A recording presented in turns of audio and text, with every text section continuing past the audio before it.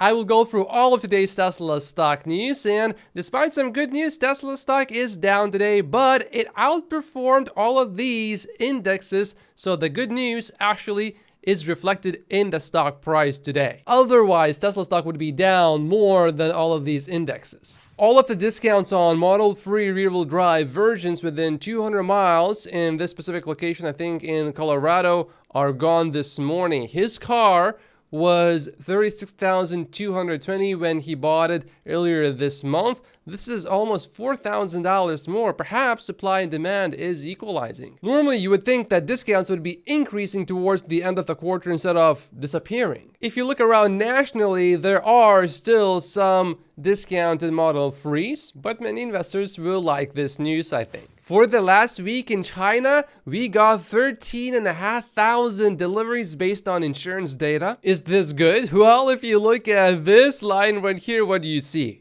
I see the line go up, way up. We might see some estimates perhaps for the deliveries go up by a little bit because deliveries were really slowing down and they just went up. But I'm certainly not expecting a quarter record this time in China. We are a bit too behind. Looking at the year-to-date deliveries, the delivery wave has been mostly eliminated, it appears to me, which helps Tesla with costs. Also, it doesn't appear that we had any refresh Model 3s delivered, but we had maybe about 500 old Model 3s delivered. Gary also believes that there were no refresh Model 3s delivered. So this is all Model Y pretty much. Typically the Model Y is the top selling car of any kind in all of China only in the last month of the quarter, but this quarter it did so in August, the second month of the quarter.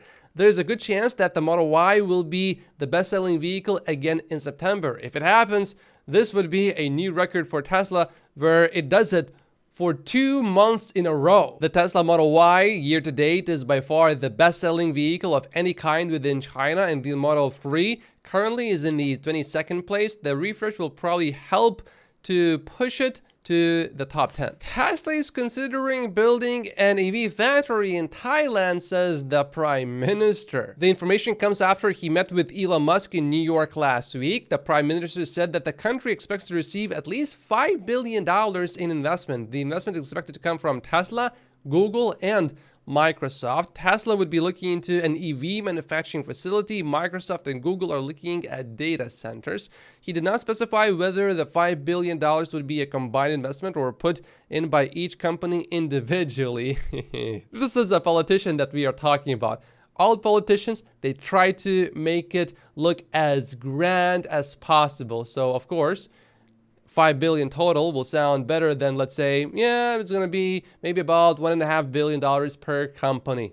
Why would you say $1.5 billion per company? You just say 5 billion. We're bringing in $5 billion. Thailand is the 4th largest automobile assembly center in Asia. So Thailand would be after China, Japan, India, and South Korea. I guess they did not include India in Asia. Tesla has lowered the price of the Powerwall 2 in the US by $300 to $8,400. This includes that $500 rebate as well that you can claim if you install your Powerwall by October 31st. In the future, I do expect Tesla to cut prices for its energy products more.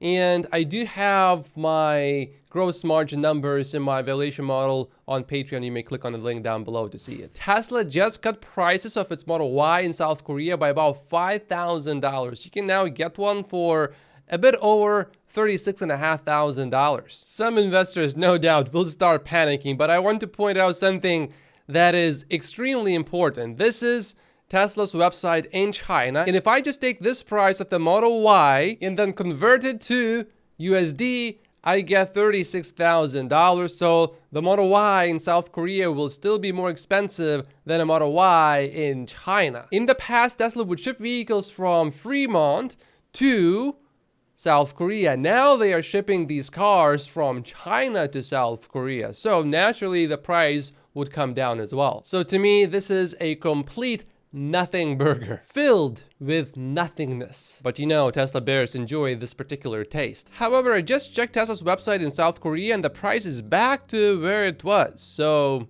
yeah, even more nothingness here. But with prices being cut for a brief moment there, I would expect them to eventually come down, especially because the cars come from Giga Shanghai now. Here's a Model S that just reached 310,000 miles, and with all of that, they spent about $8,000 in maintenance, and I think that's Canadian dollars. So the number is $5,860. No wonder Clunker Junker says that the Tesla Model S is the least expensive car to maintain over a 10-year period. We got quite a few new delivery estimates for this quarter. The consensus still remains at 462,000. Baird analyst Ben Callow projected that Tesla will deliver 439,200 vehicles in Q3. Callow wrote that planned factory downtime and questions regarding demand have created confusion about which way Tesla deliveries will go. There's confusion every single quarter, pretty much.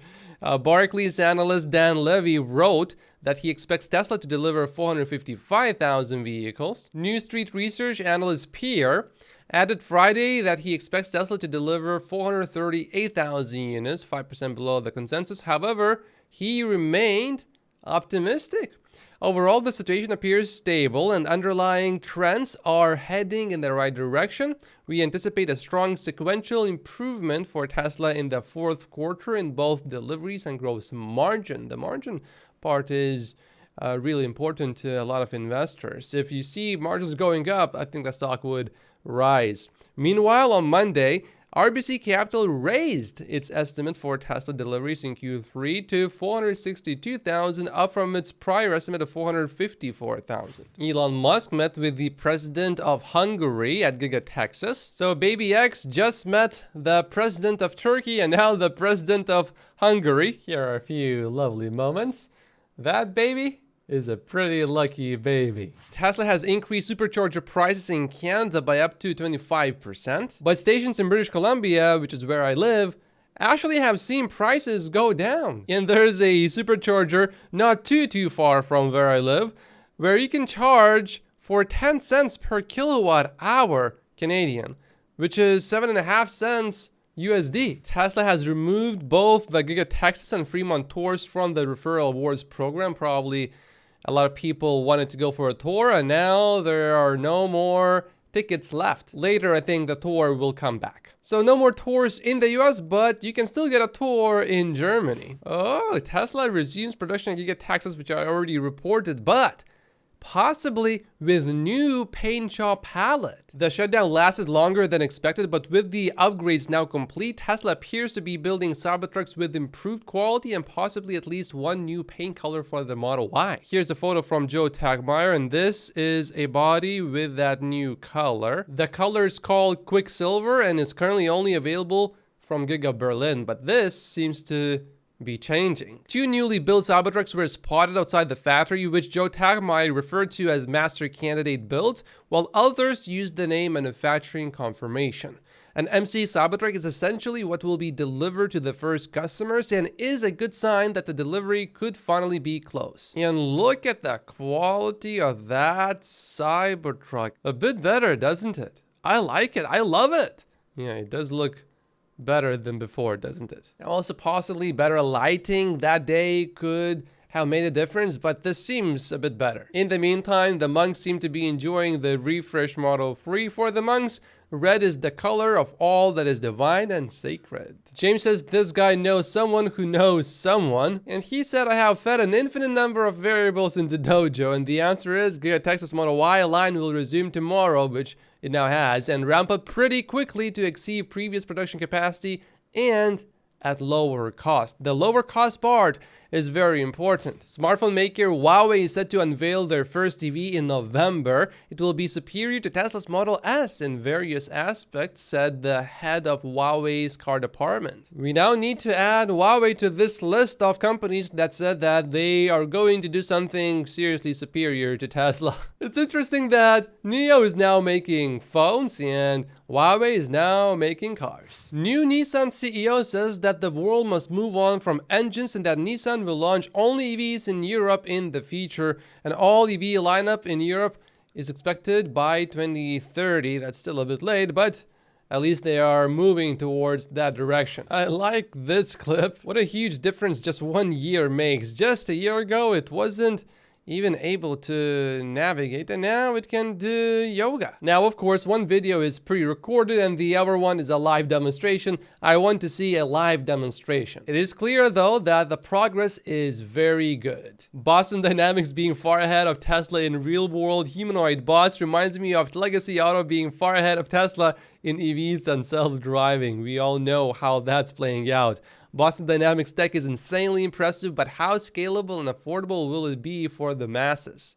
Not very. Boston Dynamics first introduced a robot in 1992. In some sense, they have had their head start or chance to hit it out of the park by now, and they didn't. So why would you think they will now? The hardware is fairly impressive, but the software, I think, is where it's probably really lacking, because you have to program everything. There's no end-to-end. Multi-millionaire all-in Tesla stock investor Jason says the difference between all other humanoid robots up to this point and what Tesla bot will eventually become is like comparing an Etch-a-Sketch to an iPhone. This is no exaggeration. The Tesla bot has a brain and the others do not. I say this with all due respect to the engineers working on other humanoid robots who are all very talented, but humanoid robots need a brain to be truly useful, otherwise they are just toys. But I also heard that the market for adult toys is actually pretty big, so maybe they don't really need that big of a brain to put into some of these robots. They just need to make them look really good. Just when you question when Cybertruck will be available in China, its knockoff version is there already. Wow, looks slightly different, but it's not too far off from the original. Ford tried to follow Tesla's lead when it launched the Mach-E in China, utilizing a direct sales model, which it ended in August. I tried the Mach-E before, and I came in a Tesla before my test drive, and then I get into the Mach-E and I'm like, no.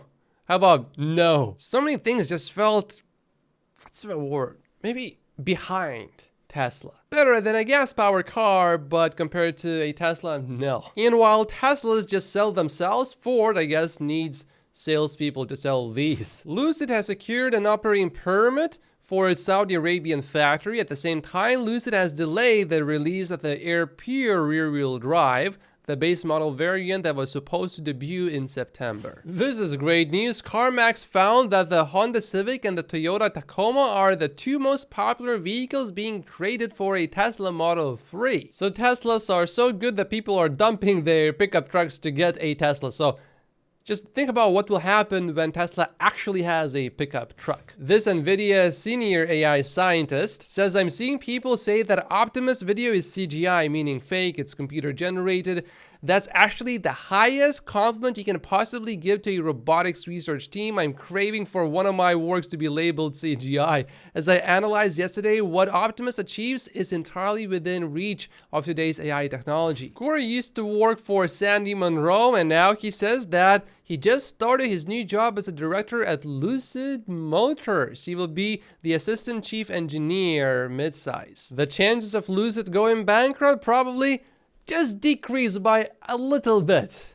Corey is pretty good. To celebrate the 10th anniversary of Tesla's entry into the Chinese market, Tesla China has designed an online museum where you can also collect 10 special badges. I'm not exactly sure how to find this, but this looks like a game, maybe. Elon Musk just tweeted that having children is saving the world. Elon is certainly doing his part. There's a new update from ARK Invest. Brett here says basically that we believe that MSRP/charging rate is a good single number proxy for EV performance because it simultaneously embeds drivetrain efficiency, battery capacity, and system power. Here's their updated chart that includes all of these other vehicles. You can see a Tesla Model 3 here, Tesla Model Y. Basically, the lower you are and the further to the right you are, the better it is. Right here, we got the price, and here we got charging rate, EPA miles, for every single minute spent charging. So for example, here with the Model Y, you get about 10 or 11 miles for every minute you charge it. Matthew is saying that this is an exclusive. I have created my own in-house Tesla Optimus bot prototypes. I actually got an offer from Elon Musk for $5 million for the design, but I turned him down immediately because I know this is worth more. For those wondering whether you should keep some cash or be invested, I think this sort of answers it. Dave Lee says, I asked my kids, would you rather have cash or stock in a great company? My kids say, that's silly. Why would I choose cash when it's losing value? Obviously, stock in a great company is better in the long term. That is certainly true. Every Tesla affiliate page has now posted jobs on their X profiles. If you read the Walter Isaacson Elon Musk biography, you understand exactly what this means. Elon Musk just liked this tweet, actually. Normal billionaires, and that's Elon Musk right there for you. In the long term, Tesla needs to fix this issue. There's a Tesla owner here that says, I'm very disappointed. I'm a huge supporter of Tesla, but today what occurred in my ride back from Dallas to Houston was unacceptable and scary. When a family with 2 toddlers gets a flat tire and we are forced to have our car towed for 3 hours from our home, it's not right. There should be a better and quicker way to change a Tesla tire if you get a flat. Ford has announced it is halting construction of its $3.5 billion Blue Oval battery park in Michigan, a facility that is intended to manufacture lithium iron phosphate cells for its electric vehicles. We are pausing work and we are going to limit spending on construction at Marshall until we are confident about our ability to competitively run the plant, said Ford spokesman. This could be just a negotiation tactic with the UAW union, but also I think they have some legitimate concerns if they do have to give all of these huge raises to all of these workers. The Ford EV plant site gets $65 million more in funding despite construction being paused. The funding comes from Michigan Strategic Fund. So the pause in construction is probably just a negotiation tactic with the UAW union, or possibly this Michigan Strategic Fund is incredibly incompetent. But perhaps they have been speaking to Ford and they know, yeah, we're just playing games with that pause in construction, so you're good to go ahead. It is fun to see some of these games play out in real time. Just to counter that negative experience from earlier, many Tesla customers are extremely happy with Tesla service because it's mobile and they just come to your house and they just take care of it. So to me, overall, even when you consider the downside of not really being able to replace a flat tire by yourself, overall, I think the Tesla ownership experience is quite a bit better when it comes to service when compared to other vehicles. Look at all of these Cybertrucks go. With so many Cybertrucks everywhere, the launch date is certainly approaching fast. Tesla added Magic Docks in Utah, Michigan, and Washington State, enabling more non-Tesla EVs to charge at Tesla superchargers. A new Tesla FSD beta version is now out and is going out to public testers. Tesla now has new HQ reception, and it looks spectacular. Volkswagen says it will suspend production of ID.3 and Cooper-born electric cars at these 2 locations in Germany in the first 2 weeks of October due to weaker demand, a spokesperson for the car maker said today. So they are not even trying to say, oh yeah, it's because of the chip shortage. Now, the truth is actually coming out. It's due to weaker demand. And Prasad made some good points here. The supply of mediocre EVs is greater than demand. The demand of excellent EVs at an affordable price is greater than supply in many cases.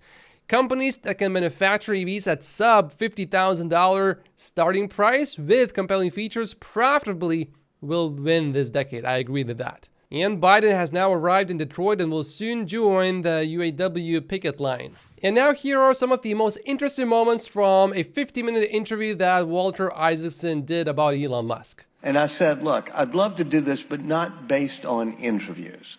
I want to be by your side. I want to spend weeks on end, just living in the Airstream trailer down in Boca Chica, Texas, near his launch pad, or walking the factory lines with him. He said, fine, you can be with me all the time. Nothing's off limits, really. And then I said, the other thing is no control over the book. I'm not even going to send it to you first. I don't even know if he's read it now. And he said, fine. I said, well, okay, well, that's pretty amazing. And it was like in the middle of the conversation, he tweeted out I was going to do it. So I said, well, I guess I'm on for the ride. Yeah, he has never asked to see the book. He never pushed, pressured, anything. I thought I'd be subject, it would be the Heisenberg principle. By observing him, it would change him. But all of his mercurial moods, his, inspirational things, his dark things, They all were in full, and he never seemed to notice me. I mean, I would just always be by his side. He never tried to spin or do anything. Sometimes we'd sit in the conference room after meetings and there'd be a break and sit there for 15, 20 minutes, half of it in silence. And then he would start talking in a monotone, telling me about his childhood or telling me about other things. Steve Jobs was a little bit like that. Somebody really strong-willed, had a reality distortion field, as does Musk. Somebody, meaning that he drove people to do things that they were sure were impossible.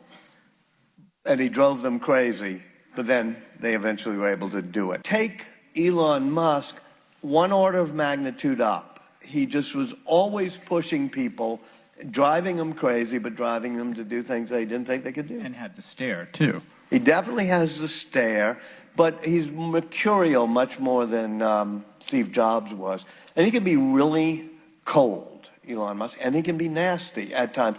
And he could also be giddy and funny and inspiring. But the weirdness is he would shift moods almost on a dime. Being able to shift your mood very quickly, I think, helps with multitasking. But one reason why I'm so invested in Tesla stock is because, like Walter just said, he is able to take people that think this is completely impossible, and yet he pushes these people, Elon Musk pushes these people, and then eventually they actually make it happen, which is exactly what's going to happen to full self-driving. And eventually, as long as Elon Musk stays at Tesla, the Tesla bot. Because Musk doesn't have that, what you'd call incoming receptors for human emotions or outgoing. He doesn't have the antenna. He calls himself Asperger's, which, you know, is a broad name.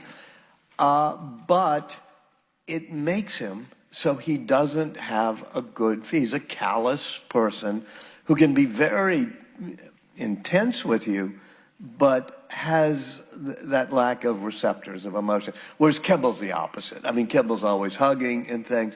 And so they're almost joined at the hip, although they fight really badly. And when they first started their first company together, they once fought on the floor until Kimball had his ear bitten off almost and had to go get stitches, and everybody else was kind of appalled. And they said, don't worry, they're brothers. They just do that. That certainly made me laugh. I have 3 brothers. I don't fight with any of them anymore, but when I was growing up, yeah, it was non-stop fighting, which actually made our relationship really strong, because if we do get into a disagreement, it's very easy to resolve the disagreement and come back to it as if nothing actually happened, because we used to fight so much before. Which is one reason why when I want to start a new business, I try to do it with my family, because then I can have honest conversations instead of, you know, talking to someone else and wondering, okay, I want to say this, but how do I say it in a way where that person is not going to be upset? It just takes extra energy and time wasted and just not as productive.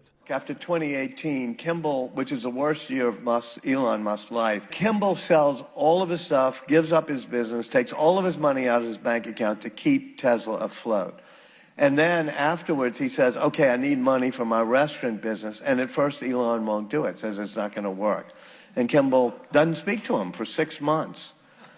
And finally says, I didn't want to lose my brother. So we started speaking again, and eventually Elon helped fund him. Well, there's an enormous number of short sellers in 2018. This is what I said was the hell period he had. People betting against Tesla stock. And the only way he was going to survive, he felt, he did the calculation, you had to get to 5,000 cars a week. The short sellers had drones flying over the factory, counting what the 2 assembly lines could do. They had inside information. They were going nuts. It's the most shorted stock in history. And they figured out correctly that those 2 assembly lines could not do 5,000 cars a week, and it would take a year to build another factory. And he's a military history addict, and he remembers in World War II that they used to build fighter jets in the parking lots in Southern California because they had to do it so fast. So he looks at the parking lot and he says, within a week, I want a tent that would be 3 times the size of this room, and we're going to build a 3rd assembly line. And of course, this is not exactly legal. I mean, he's always breaking rules and regulations. But there was a small thing in the law in California. You could put up a temporary tent to do auto repair. It was like for a muffler shop. He said, they can fine us later. They build this huge tent. They don't even have an ability to do an assembly line, but they take an old conveyor belt and put it on a slope. And they're able to hit 5,000 cars a week, and Tesla becomes the most valuable car company in the world. Video games, he learns a lot from Polytopia, including, as Kimball said, empathy is not your friend. That gives us some good insight into how Elon Musk operates. I got a few more minutes of interesting footage from this interview. I will include that in tomorrow's video. There's a problem for Tesla, and I talk about how much this problem impacts Tesla in this new exclusive video on Patreon. By joining my Patreon, you will get access to how much I think it is fair to pay per Tesla share each year between 2023 and 2033. If you sign up for the investor tier of support, you will also get my valuation model of Tesla stock with a 45-minute video walkthrough. And YouTube says you should watch this video next, but if you haven't finished watching that discussion about the future where Elon Musk participates, watch this one first. Thank you so much for watching. My name is Matt Fosius.